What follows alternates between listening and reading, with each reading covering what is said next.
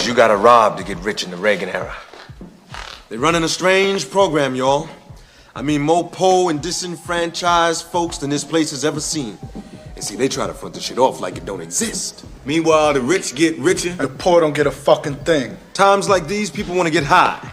Real high and real fast. And this is gonna do it.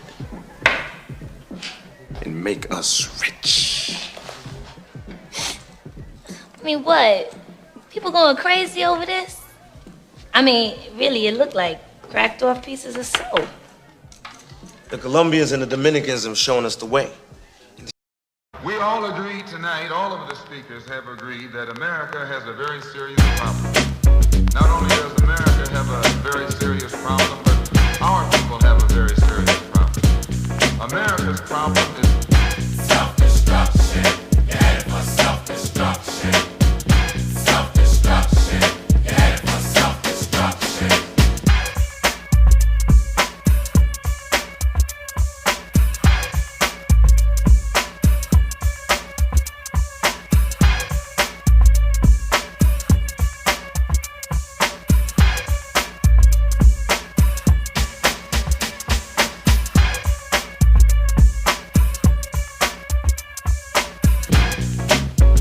Now today, more videos of Hunter Biden's antics have come to light. Many of them are simply too obscene to play here or even to describe. This guy, for reasons I'll never understand, films himself doing the creepiest things, including arguing with a woman about the size of his crack stash. So I just laid out the bag. It's 2.06. 2.07 without the bag. How long is 2.0. According to Joe Biden, that's the smartest man he knows. Yes, he really said that. And talking about the big guy, remember what Joe Biden said about those who are found with even a small amount of crack. If you have a piece of crack cocaine no bigger than this quarter that I'm holding in my hand, $1/4 of $1, we passed a law through the leadership of Senator Thurmond and myself and others, a law that says if you're caught with that, you go to jail for 5 years. You get no probation. You get nothing other than 5 years in jail. Judge doesn't have a choice. 5 years minimum, but I guess that was for the poor kids in the projects, not the entitled fail son of a US Senator, Vice President and now President. Inquirer. He's been visiting this neighborhood for more than 10 years. We're surrounded by what was a heavy industrial area, and that was the backbone of this city in every one of these little neighborhoods. And you can still see where there was a mom and pop grocery store in a corner, and there was a tavern and a funeral home, and all of these businesses that fed off of the factories that were all around here. And no matter how badly you might have screwed up in your life, when you were done with school, and most people finished with school, there was a job waiting for you at the factory. And as you look around now, the factories are just shells. So the economy is gone. Fight down, fight down. People can't live if they don't have enough to live on. They want to take the food stamps. They want to take the education program. They want to take the money. So what you supposed to do? Are they giving out jobs? No. If they was giving out jobs, do you think these people will be on these corners today doing what they're doing to get money to survive, to take care of their family? No. I'm trying to get out. I have a family I want to take care of. I have come from good stock. I mean, most of us in here come from good stock. We're church people. Our families are good people. Yeah. You know? But we get caught up in here. Then when you go into detox, they told me I could have 1 day. What kind of is that? This is not a life that we really want to be in. This is a life that we got caught up in. We didn't know that it would lead into this. You know one thing? We all agree tonight, all of the speakers have agreed that America has a very serious problem. Not only does America have a very serious problem, but our people have a very serious problem. America's problem is self-destruction. You're headed for self-destruction. Self-destruction. You're headed for self-destruction.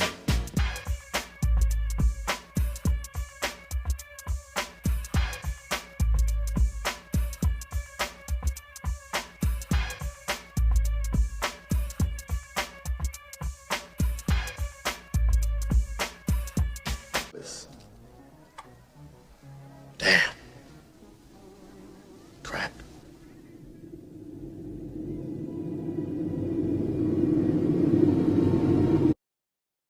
All right, shalom, shalom. I want to start off by giving all praises, honor, and glory to Yahweh, by Hashem, Yahweh Shai, by Hashem, Mekal Dash. I want to say double honor to the apostles and the bishop elders of Great Millstone for teaching His word in truth and sincerity and for ruling well. And salutations to my fellow Akim across the four corners of the globe, preaching and prophesying in the name of Yahweh Bashmi Yahweh Shai. Hey, I'm my brother Gabar Yahweh from GMS Hawaii. And also want to give double honors to shalom to the elect, 144,000. Mixed and a mixed multitude behind them. All right, Lord willing, we're some of those men. All right, again, I'm my brother Gabar Yahweh from GMS Hawaii, coming to you with another lesson. And you kind of seen through the intro of this lesson what this is gonna video is gonna be about. The title of this lesson is gonna be "Reasons to Hate Esau, Crack." You know, and right now a lot of brothers are doing lessons on the same topic and the same subject. So if you come across any of your videos, make sure you watch and subscribe and be edified, okay? Because unlike IUIC and even ISUPK and GOCC, these are some of the major groups of Israelites out there. We here at Great Millstone, we're telling you the truth. And Esau is to be hated, okay? He's not to be loved. You know, from the least of them to the greatest of them, you know, and this man has done a lot of things to set traps and snares for our people. And our people, suffice to say, actually ran right into him, okay? You saw some of these different posters from these different movies, which we call hood classic movies, right? Well, a lot of those, well, if not all of those movies, enticed our people to do wickedness. You know, it enticed Jake to go off into complete wickedness. And Jake was already prone to doing it anyway, but Esau helped it go along. All right, this is a precept right here. It says, the way of the wicked seduces them.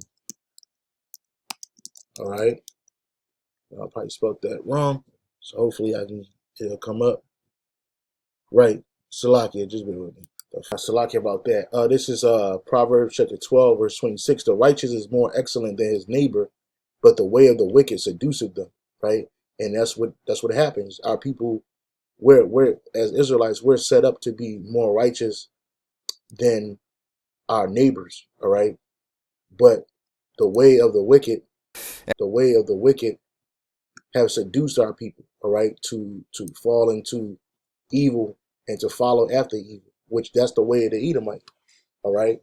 So even though Esau wasn't standing there with weapons pointed at Jake, forcing him to do these drugs and sell these drugs and make an economy, an underground economy out of it, Edom was the battery behind that. He was the one that did it. All right. And then again, they'll show you these different things or imagery in these different movies, these hood classics like New Jack City, Juice, Boys in the Hood, Menace to Society, which it just shows you Jake at a base state. And that's the state that these devils and these other nations, that's the state they prefer us to be in.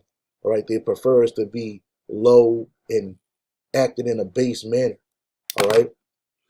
And again, this is another reason why to hate Esau, not to dislike him, not to love him, not to just disdain him, but to literally hate this man, because Esau has shown our people nothing but hate. All right. This is the book of Ezekiel, chapter 3, verse 5. It says, because thou hast had a perpetual hatred. So Esau has had an everlasting hatred for us and has shed the blood of the children of Israel. He didn't, by the force of the sword in the time of their calamity. He didn't do that to these other nations. He brought the sword with him, but he gave him the Bible. He gave him my book, right? He gave him white supremacy. He gave him preferential treatment. But this devil has had nothing but hatred for us. So why would anybody, any of our nation, men of our nation, ever believe that you got to love this man? He don't love you on a one-to-one basis. He don't accept you on a one-to-one basis. This man has a perpetual hatred for us. And he shed the blood of the children of Israel by the force of the sword in the time of their calamity, in the time that their iniquity had an end. Right. He forwarded affliction. And crack is one of those ways. Crack is one of those things that Esau used to forward our affliction. It says in the NLT, your eternal hatred for the people of Israel led you to butcher them when they were helpless and when I had already punished them for all their sins, because the reason why we're in this country, the reason why we went through slavery, the reason why we went through the reason why we went through captivity, Salakia.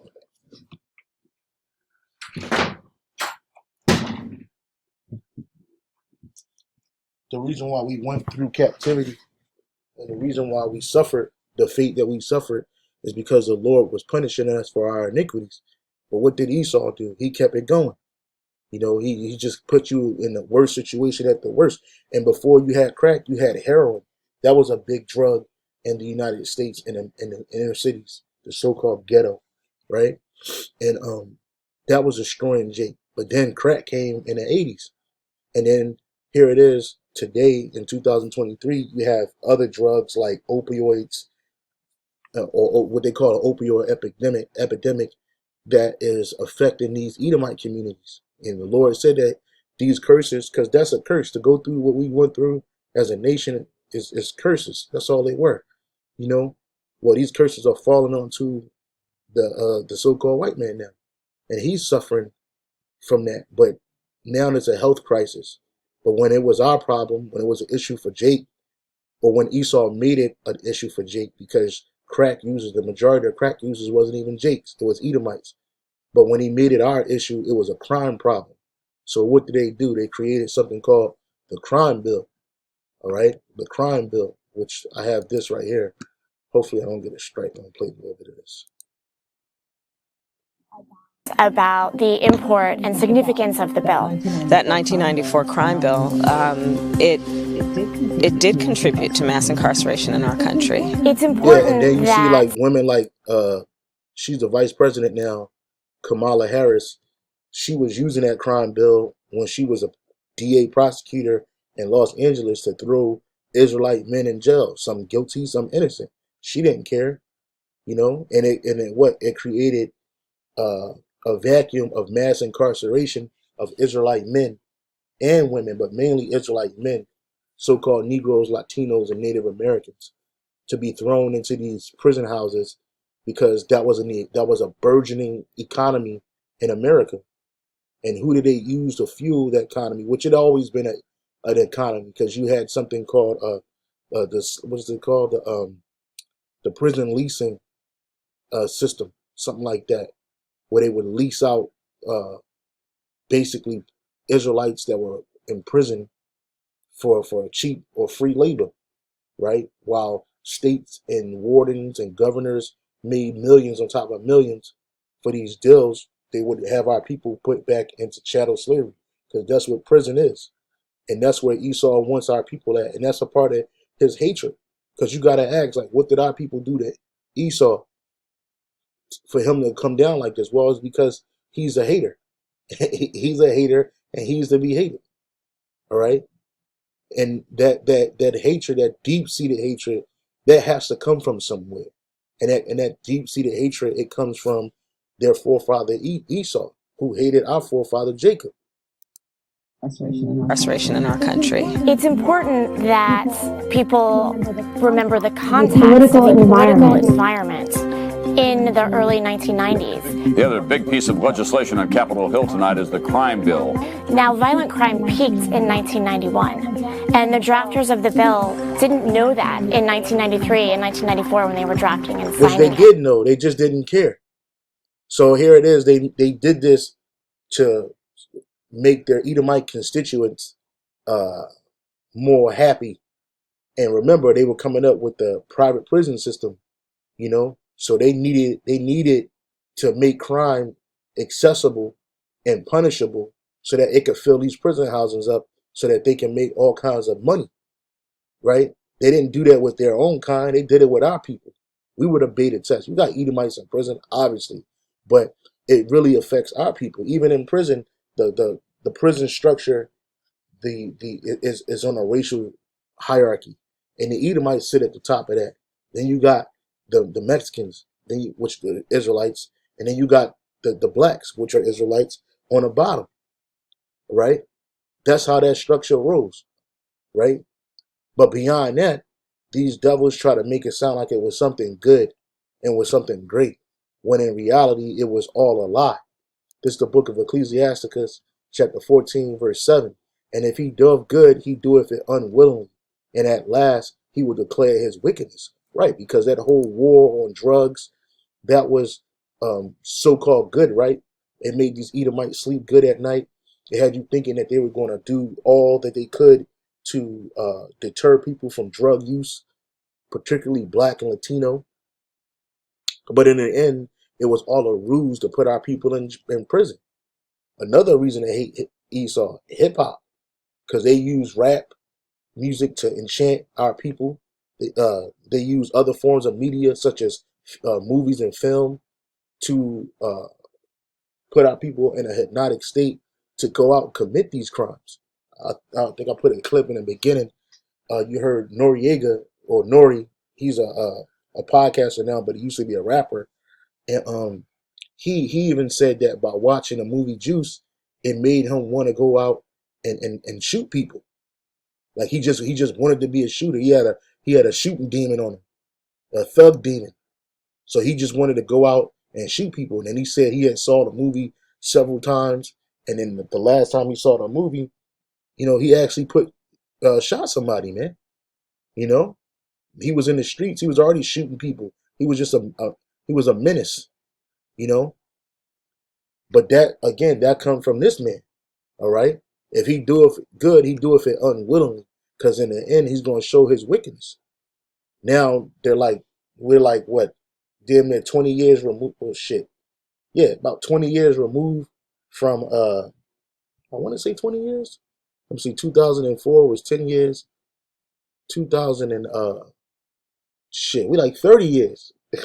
We're like damn near 30 years removed from this crime bill, and it's still affecting Jake to this day, and in more numbers than it is anybody else. And this devil, his son, he was a senator back then. He ended up becoming vice president. Now he's the president. His son is on the same drug that he was throwing Jake in prison for.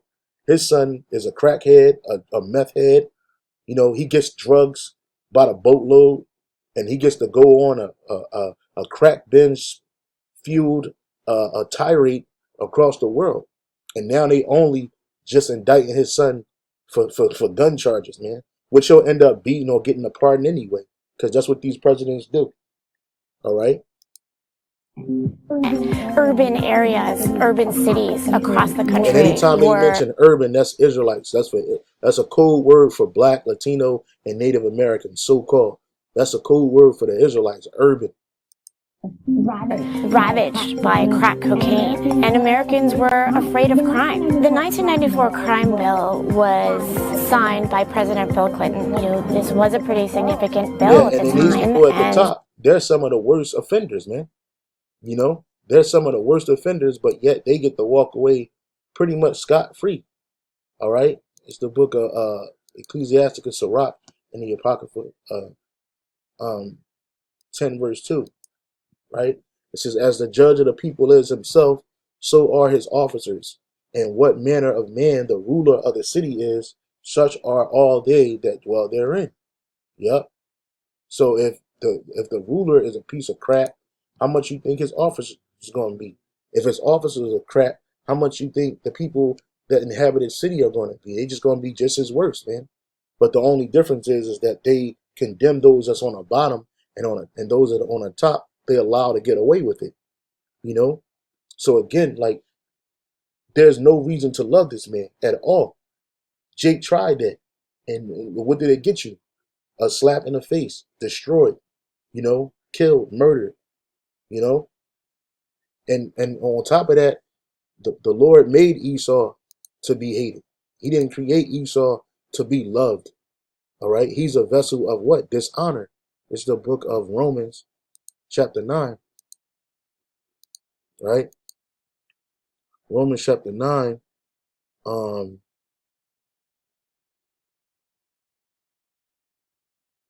Yep, this is the book of Romans chapter 9, verse I'll start at 18. It says, therefore have he mercy on whom he will have mercy, and on whom he hardeneth. Right. And that's the prerogative of Yahweh Bashem Yahweh Shai. He can have mercy on who he's going to have mercy on. And he'll harden who he want to harden. And the Lord has hardened Esau. That's the reason why he's going so hard against us. And he does it sometimes he do it in open, sometimes he do it in a clandestine way. But nonetheless, the Lord is making him harden his heart, his mind, against who? Against us. It says, thou wilt say then unto me, why doth thou yet find fault? For who have resisted his will? Exactly. And that's what our people like to say. You got Nate telling these interviewers that he don't hate the white man. He just praying for his destruction. You got General Yohana coming out of the courthouse telling the newscaster, we don't hate white people. God hates white people. And it ain't even about being white. It's if you're an Edomite. Because you got Edomites that's darker as me or darker. You know what I'm saying? Esau, the nation in Esau, you Edomites. And you are the so-called white man. That's what you are predominantly are. Your phenotype is that of a so-called white man. You're the devil. All right? From the least of you to the greatest of you. You're just wicked. You're not upright. But you want to tell the Lord you found fault with who? The Most High? You can't resist his will. Right? Here it is. The Lord created Esau to be hated. He said he hate Esau. He said it. And then you got Nate saying that they don't. And that's all because they want to be accepted. So Romans 9:20. Nay, but, O man, who art thou that repliest against the Most High? Shall the thing formed say unto him, that formed it, why hast thou made me thus? And that's what Esau does. That's the reason why you got all this transformerism going on. That's the reason why you got this whole ABC movement happening, because they trying to, and these different pronouns and all these different genders popping up. And that's all confusion. At the end of the day, it's all complete and total confusion. But the reason why they do it is because they try to say that, the Most High didn't make them the way that they were born, that he made a mistake. And so now it's up to the devil to correct it. Yeah, right. Verse 21. It says, have not the potter power over the clay of the same lump, to make one vessel unto honor and another vessel unto dishonor? That's right. So here it is. That vessel that's to honor is the Israelites, chiefly the elect of Israel. And that vessel of dishonor is Esau, Edom. He's the vessel of dishonor. You don't take a vase that's made to put flowers in it and to look beautiful and shit in it and put piss in it. No, you do that in a toilet, right? That's a vessel of dishonor because it takes the refuse, right, and it dumps it away, makes it disappear, right? And that's what Esau is. He's a vessel of dishonor, right? Says verse 22, what if the Most High, willing to show his wrath and to make his power known, endure with long suffering the vessels of wrath fitted for destruction? Right. So who's the vessel of wrath fitted for destruction? The Edomites. Them as a nation, as well as this place we call America, Babylon, and Greece. And the first thing somebody will say if they hear us speaking like this, well, go back to where you came from. Wait a minute, I was born in captivity. Where am I gonna go? Even no matter where I go on this planet, Esau has the preeminence everywhere. Everywhere. You got to go through him in order to do something in this world, right? So we have to wait on our power, our God, Yahweh Bashem Yahweh Shai, to deliver us from this place.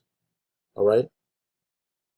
Again, Esau, he's made to be hated, but the Lord deals with him. He keeps him at bay and in his situation, because he's going to show his wrath on him. Again, what if the Most High willing to show his wrath and to make his power known, endured with much long suffering? That's patience, the vessel of wrath fitted for destruction. And that's what the Lord has done. That's what he is doing. All those different epidemics this devil spread on our people, all the wickedness from the medical system to the Drug and Food Administration or Food and Drug Administration to the USDA, to all of these things that we have to go through to education system. All right, all nothing but lies and robbery, and then them setting up crack to purposely destroy our people. That crack was a lab created thing. It wasn't something that they just came about. It wasn't something the Colombians and the cartels down in South America just came up with. No, that shit was created in a lab, and then they used the Northern Kingdom wicked niggas from down in South America to do what? To get the raw product and to bring it to America to distribute it, right? And then they showed Jake how to cook it up, and they knew that the crack was going to be the worst form of cocaine, right? Because cocaine comes from a coca leaf. It's just broken down to a low compound, a base compound, and added in a whole bunch of wickedness, a big ass witch's brew, right? And it was destroying Jake. It was destroying Jake. When I was a kid in the 80s, man, bro, like I remember when crack came in. It came in like a whirlwind, and I didn't know what was happening. I was a child. I was literally a child. But I remember seeing one of my mother's so-called friends who had a nice job. She was going to work. She was doing her thing, and then as soon as she got on crack, she just turned into a demon. They robbed us. They kicked in my mom's door, and they took all our clothes and food and TV and toys. They just wiped us out, man. They just cleaned us out. And I remember the woman having my knocking on one of my friend's door because she was related to my so-called friend, and I opened the door. She had my mom's nightgown on, man. Straight up thieves, man. So Jake, these drugs, they did what? They didn't just get you hooked and addicted to a substance. It put demons on our people and made our people destroy each other. All of that walking, all of that marching in the 60s and the 50s, what did that get you? It got you nothing. All of that integration, what did that get you? You still got Edomite schools, because that's what integration started, was really about integrating these schools, right? What did these Edomites do? They moved to the suburbs, make them wealthy, and they created their own schools where barely any so-called Negroes, Latinos are in those schools, man. And they get a way better education than you do in these inner cities, man. These inner cities are nothing more than what they call what's it? A school to prison pipelines, man. That's all they are. They get you the shit that they dark, they dank, they underfunded, they're violent, all right? And then you go from there to the prison system, gangster rap, gangster rap, McDonald's and all of these fast food chains. Those will be other lessons we're willing in the future. Reasons why to hate this man.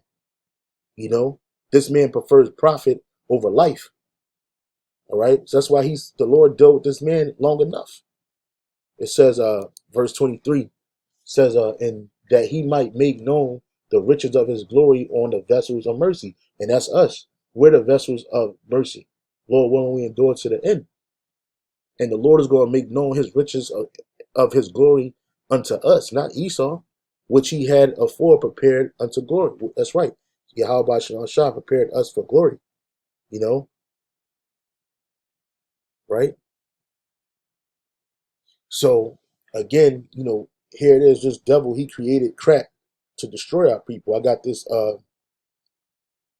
this thing right here. I have a couple of articles. Hopefully they show up. I had to restart my computer. So some of these articles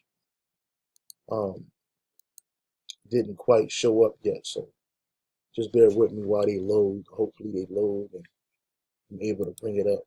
Right. So you have this right here. This dude, he worked with Nixon because the war on drugs started during the time of President Nixon, who was disgraced and had to get out of office. But before he got out of office, he did a lot of things that affected the Israelites, man. One thing being the war on drugs. Because, again, remember during the time of Nixon, that was like the 70s, heroin was a big a big deal. But that came over from where? It mainly came over from the Vietnam War. They didn't just go over there to fight a war. They went over there to set Jake up, to destroy Jake, because they saw what happened during the so-called civil rights era. And they saw Jake, standing up, trying to fight. So what Esau do? He made you docile. He gave you drugs. He gave you psychedelics. He gave you all of these different movements. And you niggas went right back to sleep. But it says the drug war, this is his quote from this man. It says, you want to know what this war on drugs was really about? The Nixon campaign in 1968 and the Nixon White House after that had two enemies, the anti-war left and black people. You understand what I'm saying? This is this man's quote, right? This is his quote. He said that we were an enemy. I just told you. After that whole civil rights era, you had Jakes talking about they wanted reparations. You had the Jakes talking about they want freedom, they want equality. Esau wasn't trying to give y'all that.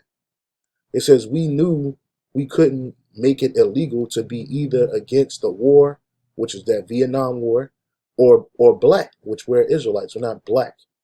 But by getting the public to associate the hippies with marijuana and blacks with heroin, and then criminalizing both heavily, we would disrupt those communities. We could arrest their leaders, raid their homes, break up their meetings, and vilify them night after night on the evening news. Did we know we were lying about the drugs? Of course we did. John Eckerman, assistant to the president for domestic affairs under President Richard Nixon. So this man's the devil. This man said it. And it's well known. It's well known. But what you're doing is you're trying to put a band-aid on a gaping wound, That's what you're doing. So now you criminalizing the people that are oppressed, and then you acting like you're doing something for it, but you're not doing shit for it. And this man, It came out in 2016, and it says 1 month ago, John D. Eckerman, Nixon was best known for his participation in Watergate, and that led to Nixon's resignation. And he got Abe says Nixon war on drugs targeted blacks and hippies, man, which we just read it. And while he gets to smile, and some of the biggest drug users on the planet Earth are you Edomites, man. But you got the wealth to go hide in your little cul-de-sacs and act like it's all good. You get to die in your sleep while we die in prisons. It is the book of Psalms, chapter 73, verse 5. They are not in trouble as other men, neither are they plagued like other men. Exactly. You saw, again, I mentioned Hunter Biden. I mentioned this devil, Eicherman. They get to die in their sleep. They get to die peaceful. They ain't had to worry about somebody kicking in their door. They ain't had to worry about crackheads running up on them and trying to steal a TV and shit. And they make movies about this shit. That's another thing. They make movies, and this is what they call the so-called black experience, right? It's always pimps, hoes, drug dealers, murder, robbery, thieves, and comedy. And then they'll sprinkle a little bit of religion in there. And you can put that in comedy too, But this all was a setup to destroy our people, to keep you Jakes docile. It says, verse 6, therefore pride compasses them about as a chain, and violence covereth them as a garment. Exactly. All right. It says, verse 7, their eyes stand out with fatness. They have more than their heart could wish. Yeah, they have the world. They have control over the whole planet Earth, man. But that ain't all they want. They want to destroy their natural born enemies, which is us, the Israelites. Right? It says, verse 8, they are corrupt and speak wickedly concerning oppression. They speak lawfully. They speak prideful. Because here it is, this man admitted that the war on drugs was a ruse to destroy the so-called anti-war left and black people. That was, he should have been thrown in prison. He should have been thrown in prison and never let out. He should have been put to death. you know. Well, but what he gets to have a strong political life. He gets to have a long post-political life.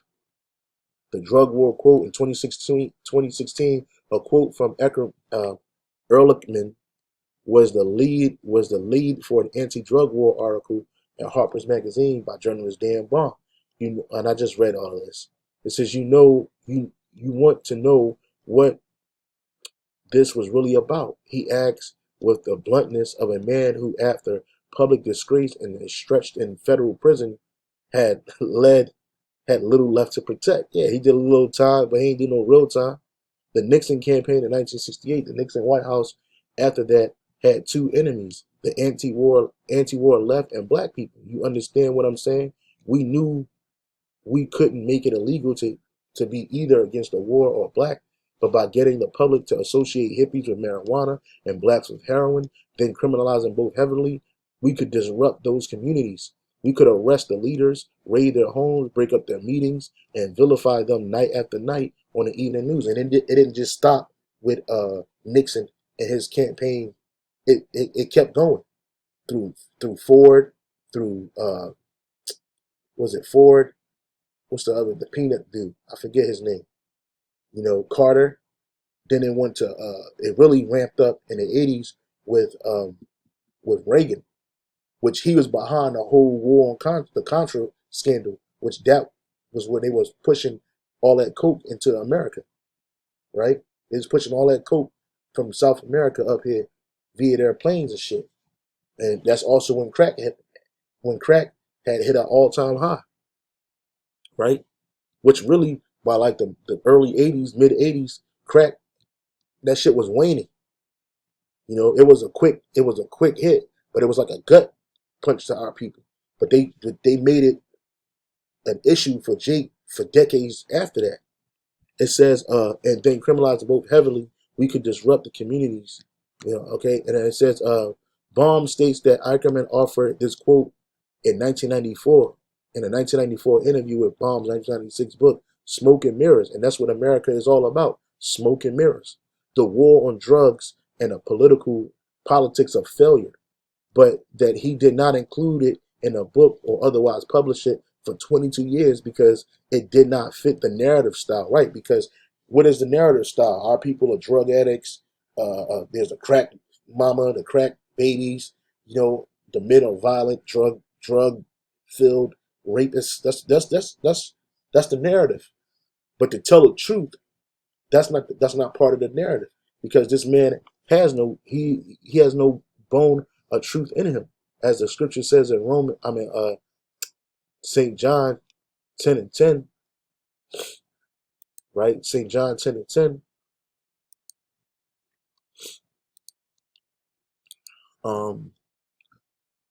Yeah. St. John 10:10 says, "The thief cometh not but to steal and to kill and to destroy. I am come that they might have life and that they might have it more abundantly." And that's why Yahushua came, so that we could have life and we'll have it more abundantly. But the thief, Esau, Edom, he don't do nothing but to kill, steal, and destroy. That's what he does. It says multiple family members of Ehrlichman, who died in 1999, challenged the veracity of the quote. The alleged quote we saw repeated in social media for the first time today does not square with what we know of our father, right? Because your dad ain't gonna tell you all of these things. That was high level shit. We do not subscribe to the alleged racist point of view that the writer now implies. Well, you Edomites are racist at a high level. It says in an expository piece, focused on a quote, German Lopez does not address the family's assertion that the quote was fabricated by Baum, but suggests that Ackerman was either wrong or lying. No, he wasn't lying and he wasn't wrong. He was telling the truth, which that's a rarity to Esau. So when he does tell the truth, it comes out crazy. But everybody know, and he was an insider. Look at this Vesica Pisces thing he got going on. He was an insider. So why would his children know that? And Esau's always trying to save face because they get blamed for what their forefathers did. But this is all hatred. This is the hatred that this man showed to our people. You know, black in a white man's world, man. You know, you got this nigga George Bush in the 90s. He pulled a big ass thing of crack out of his drawer. You know what I'm saying? Which they remember recently they had a whole bunch of cocaine scandal in the White House, but they didn't find out whose coke it was. It was everybody's coke because all them niggas do coke. There's nothing for them to do coke and crack. Barry Soetoro, Barack Obama was a crackhead. He just well dressed. You know, 30 years ago, George H.W. Bush held up a bag of crack on live TV. I remember that shit. Where did he get it? Overall, drug use and the use of crack in particular was in a decline by 1989. But Bush turbocharged the war on drugs that night because they used the oppression of our people to springboard their campaigns. This dude was a weak president, right? But until he had to make himself look like he was hard on drugs, because that was something that, you know, emotionally got the people rattled back then. You use drugs and blacks, those are buzzwords, you know, in jail, those are buzzwords, right? So, but here it is, it was on a decline by 89. But this dude, he turbocharged that shit. It says it says in his very first address from the Oval Office, President George H.W. Bush looked into a camera and held up a clear plastic baggie of chalky white chunks. This is crack cocaine seized a few days ago by drug enforcement agents in a park, which that was a setup. They set that man up just across the street from the White House, he said. It's as innocent looking as candy, but it's turning our cities into battle zones. No one was safe from drugs, Bush warned, and it was time to get tough. Remember that crime bill, you know, where this devil, this is the Bishop Elder, where this devil came down hard on our people, you know. I ain't gonna play too much of this because if you play this, they really gonna strike it. But it was something that Joe Biden, who's now the president, said. This nigga said that he didn't care if, you know, whatever reason our people committed crimes, he give him time in jail, and you get 5 years for 5 grams of crack. So for 1 gram of crack, you get a year. You know, it says overall drug use and the use of crack in particular was in decline by 1989, but Bush turbocharged the war on drugs that night.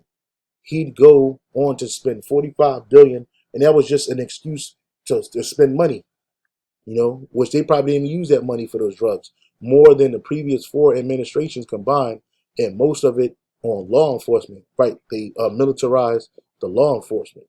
It all started with with this one baggie of crack, but the story of how Bush got the political prop is far more complicated than what he told the American public. Yep, Lafayette Park is where the drugs were seized. Isn't your typical city park because it's so close to the White House. It's crawling with tourists and Secret Service agents. In fact, there wasn't much crack in downtown Washington at all. The Don Shots. It said Don Shots. In 1989, Shots was selling drugs himself across town in Northeast D.C. Nothing is impossible when it comes to drugs, Shots said. But when you break it down and really think about it, nobody sells crack in front of a fucking White House. And it's true. That's not even smart. That's not wise on no level, man. I don't care how high you were. You ain't selling no crack in front of the White House, right? They don't do that, but they'll sell crack in front of our houses. And this man's a devil. So what were the odds that someone would get caught there just a few days before a highly anticipated speech about drugs, and that drug enforcement and administration agents would just happen to be there looking for them? Mike Iskoff, then a reporter at the Washington Post, started asking around. Yeah, and this is the so-called park where the drugs was found, right up across the street from the White House. U.S. Park Police told them there had never been crack arrests in Lafayette Park. Iskoff went on and asked William McCullen, the special agent in charge of the DA's Washington office, who had been setting up undercover buys in drug-flooded neighborhoods like Shots. McMillan told Iskoff that he got a call from the DEA a few days before Bush's speech. The agency wanted to know if there were any buys happening around the White House. or if the DEA could move one there. It's called for members McMillan sounding proud of how hard it was to make that happen. And this is devil. But y'all want to love this man. You crazy. Crack. Damn. Yeah, they fucking damn, man. This man's a devil. Wow, so this was all a setup. It's what I'm thinking. It's all said. And in fact, it was. A couple weeks after Bush's speech, Iscov published the discovery on the front page of the Post. The revelation snowballed into a scandal for the White House. Dana Carvey performed a parody of the speech on Saturday Night Live. And that's what they do. That's why the scripture says this. In Habakkuk chapter 2, verse 15. Habakkuk 2 and 15. It says, woe to him that giveth his neighbor drink, that putteth thy bottle to him, and makest him drunken, also that thou mayest look on their nakedness. And that's what Esau did. He did that so he can look on our nakedness, which is our sins. That's what makes us naked. Unclothed, right? He do that. And that strong drink, all these different philosophies, his drugs, his way of life, all of these things that this devil he give to us. And the scripture says, woe to him, that to a person that does such a thing, man. Woe to you, meaning destruction to you. In the NLT, it says, what sorrow awaits you who make your neighbors drunk? You force your cup on them so you can gloat over their shameful nakedness. And that's what he did. That's what George Bush did right here. They set some innocent Jacob to get caught up in some drugs. Well, I don't know how innocent the nigga was. You selling drugs, you ain't that innocent. But they set this Jacob to sell drugs in front of the White House so that they could make a speech. Mind you, this was already set up. So they had it all set up. That Jake didn't even know that. This was already prepared for him to be destroyed. Right? All this was a complete setup to destroy this man, so they can make a point, so that he can come down harder with his wickedness, man. It says Bush administration officials at the time and today said they didn't ask for anything special. They claimed that the White House was just wanted drugs from DEA inventory, something that had been previously seized close by. We still don't know. This nigga's a liar, man. The kid who sold the crack that wound up on Bush's desk is named Keith Jackson. He was 18 years old, a high school senior, and the deal at Lafayette Park changed his life forever. Yeah, it destroyed that Jake. Again, it destroyed that Jake so he can make a point. And Esau don't mind doing that to our people. He don't mind setting our people up for failure so that he can prove a point. He can prove his narrative. You had the Just Say No campaign, which Nancy Reagan, she's another demon, a dick-sucking demon. She's in the spirit world now, but she's a dick-sucking demon, and you can just look that up.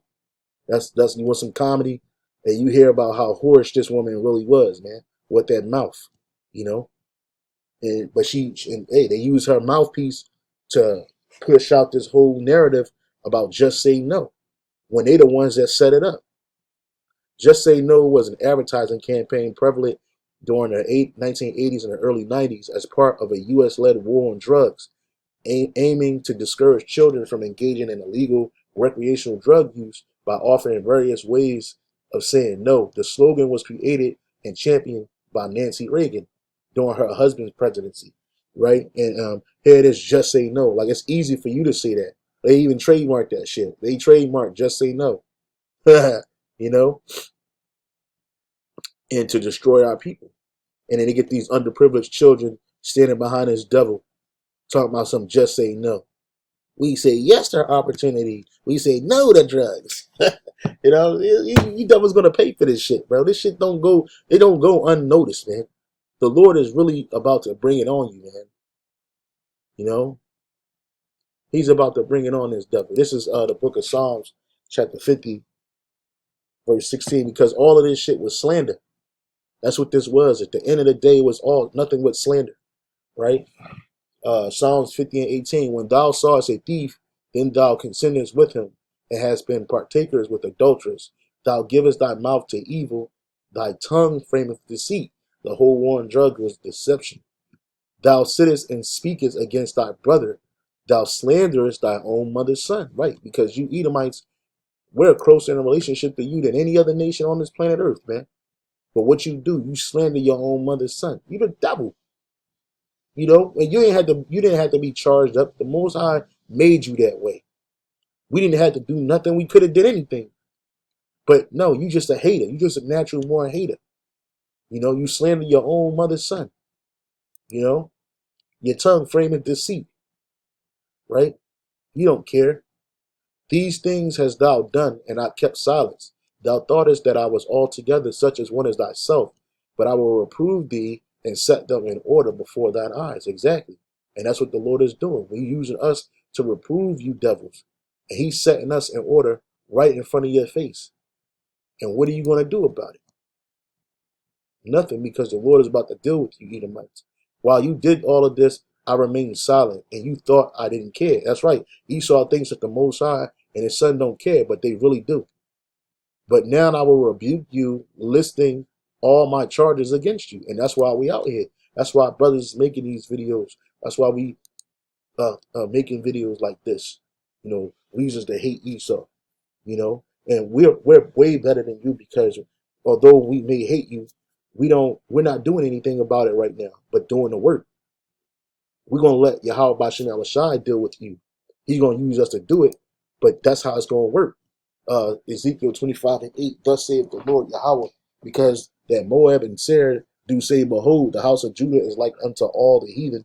Therefore, behold, I will open up the side of Moab from the cities, and from the cities which are in the frontiers, and the glory of the country, Beth Jamath, Baalmeon, and Kerithium. And that's judgment coming from Moab, but it's also coming from Edom too. Thus saith the Lord, verse 12, thus saith the Lord Yahweh, behold, Bashmi Hawashah, behold, because that Edom have dealt against the house of Judah, and all these so-called black Americans, we're the house of Judah. We're the house of Judah. By taking vengeance, and all of that you've done to us was vengeance, and have greatly offended and revenged himself upon them. Therefore, thus saith the Lord Yahweh Bashmi Hawashah, I will also stretch out my hand upon Edom, and will cut off man and beast from it, and I will make it desolate from Teman, and they of Dedan shall fall by the sword. And I will lay my vengeance upon Edom by the hand of my people Israel. And that's when we're going to show you Edomites true hatred, man. That's when we're going to show you Edomites the true hatred, is when the Lord sets us up to do it. All right? And they shall do in Edom according to my anger. So we're going to have the anger of the Lord. And the Lord says he's angry with the wicked every day. So again, we're way better than you, because you Edomites, you showed your hatred against us, and you took vengeance against us. But we ain't taking no vengeance against you right now, because the vengeance is the Lord's. And when the Lord do it, that's when we gonna go. You know, like I always like to use this scene from the Miseducation of Sonny Carson.